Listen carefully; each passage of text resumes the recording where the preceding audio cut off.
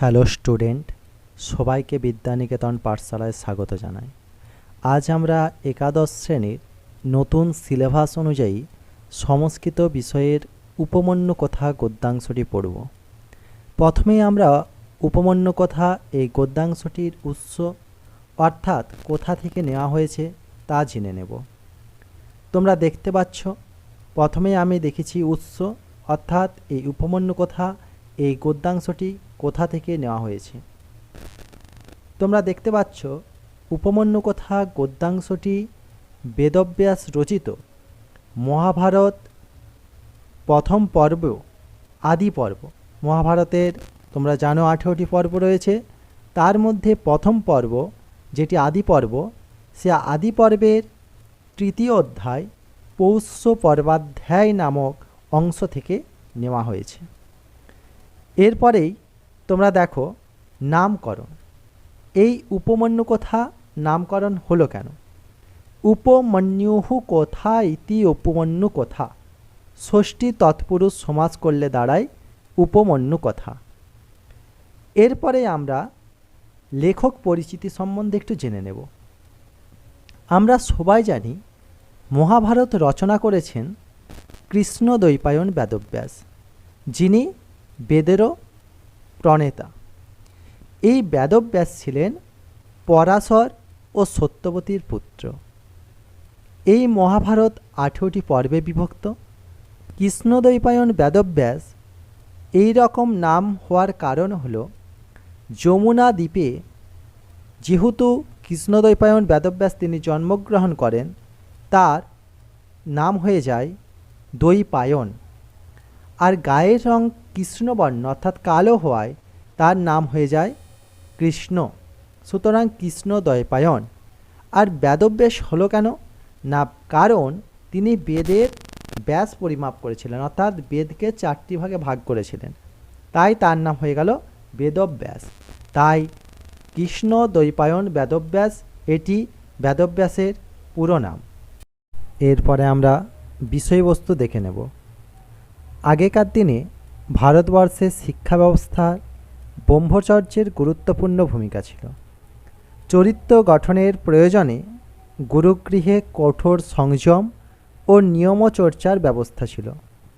সংযম গড়ে তুলতে নির্মম দৃঢ়তার প্রয়োজন হতো। ঋষি আয়তধৌমের 3 শিষ্য ছিল, আরুণি, উপমন্যু ও বেদ। গুরুভক্তির জন্য উপমন্যু খ্যাতি লাভ করেছিলেন। উপমন্যু গুরুর নির্দেশে গরু চড়াতে যেতেন। একদিন উপমন্যুকে হৃষ্টপিষ্ট দেখে ঋষি আয়তধৌম বললেন, উপমন্যু, তোমাকে এখন খুব হৃষ্টপিষ্ট দেখাচ্ছে। তুমি এখন কি খাদ্য গ্রহণ করছো? তুমি এখন কি খাবার খাচ্ছ? তখন উপমন্যু উত্তর দেয়, গুরুদেব, আমি যা ভিক্ষা করে আনি তা খেয়েই আমি নিজেকে বজায় রেখেছি।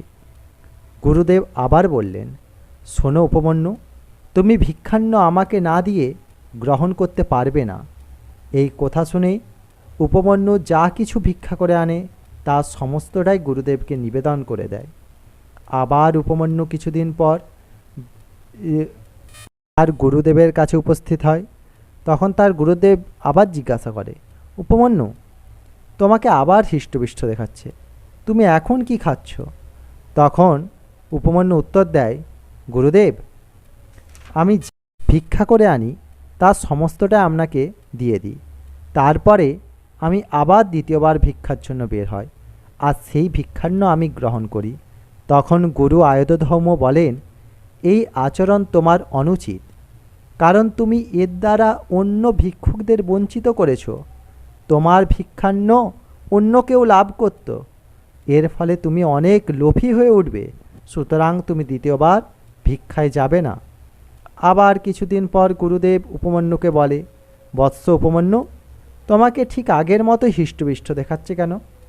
তোমার তো আমি সমস্ত ভিক্ষান্ন আমি নিয়ে নিই, তুমি দ্বিতীয়বার আর ভিক্ষায় যাও না, তাহলে তুমি আবার আগের মতো এত হৃষ্টপিষ্ট হয়ে উঠলে কী করে? তখন উপমন্যু বলে, গুরুদেব, আমি গরু চড়াতে গিয়ে গরুর দুধ পান করি। তখন গুরু বলেন, তোমাকে আমি দুধ খাওয়ার অনুমতি দিইনি, তুমি এই করে বড় অন্যায় করেছো। উপমন্যু তার গুরুর কাছে ক্ষমা প্রার্থনা করে। আবার উপমন্যুকে ঠিক কিছুদিন পর তার গুরুদেব বলে, উপমন্যু, তোমাকে আবার ঠিক আগের মতোই দেখাচ্ছে, সেই ঠিক হৃষ্টপুষ্ট বলবান, তুমি আবার কি গ্রহণ করছো, তুমি কি খাচ্ছ? তখন উপমন্যু বলে, আমি বাছুরের দুধ পান করার পর তাদের মুখ থেকে যে ফেনা বের হয় তা আমি পান করি। তখন গুরু আয়তধর্ম বলেন, বাছুরেরা তোমার প্রতি দয়াবশত তাদের সমস্ত দুধ না পান করে তোমাকে তা দান করে, আর তুমি সেই দুধ পান করে তুমি পুষ্টি লাভ করছো। এক্ষেত্রে ওই বাছুরদের পুষ্টিতে ব্যাঘাত ঘটছে।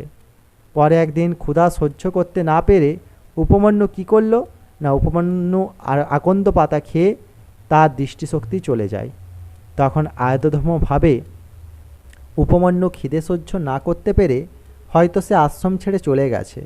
তখন উপমন্যু হাঁটতে হাঁটতে একদিন অন্ধকার কূপে পড়ে যায়।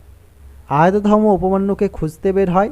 তখন উপমন্যু গুরুর কণ্ঠস্বর শুনে উপমন্যুকে ডাক দেয়। তখন উপমন্যু সমস্ত বৃত্তান্ত আচার্যকে জানায়। তখন আয়তধর্ম উপমন্যুকে দেবতাদের চিকিৎসক অশ্বিনী কুমার দ্বয়ের স্তুতি করতে বলে এবং তাদের সাহায্য প্রার্থনা করতে বলে। উপমন্যু প্রার্থনায় অশ্বিনী কুমার দ্বয়কে অত্যন্ত সন্তুষ্ট করে তাকে একটি পিঠে খেতে বলে সেই অশ্বিনী কুমার দ্বয়। তখন উপমন্যু বলে, গুরুদেবের অনুমতি ছাড়া আমি এই পিঠে গ্রহণ করতে পারবো না। এই গুরুর প্রতি অত্যন্ত ভক্তি দেখে অশ্বিনী কুমার দ্বয় তাকে আশীর্বাদ করে এবং বলে, তুমি তোমার দৃষ্টিশক্তি অবশ্যই ফিরে পাবে। এই কথা শুনে উপমন্যু তার দৃষ্টিশক্তি ফিরে পায় এবং গুরুর কাছে এসে সমস্ত বৃত্তান্ত বলে। তখন গুরু তাকে আশীর্বাদ করে যে, হে উপমন্যু, তুমি সমস্ত পরীক্ষায় উত্তীর্ণ হয়েছ, তাই তুমি এখন সমস্ত বেদ এবং ধর্মশাস্ত্রের জ্ঞান লাভ করতে পারো।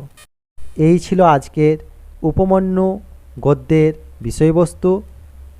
যদি তোমাদের ভিডিওটি ভালো লেগে থাকে তাহলে তোমরা অবশ্যই এটি একটি লাইক, শেয়ার এবং সাবস্ক্রাইব করবে। পরবর্তী ভিডিওতে তোমাদের জন্য আমি পাঠ পাঠ করে সমস্ত গদ্যের বিষয়বস্তু এবং তাদের পুঙ্খানুপুঙ্খ আলোচনা এবং বিস্তৃত ব্যাকরণ আলোচনা করব।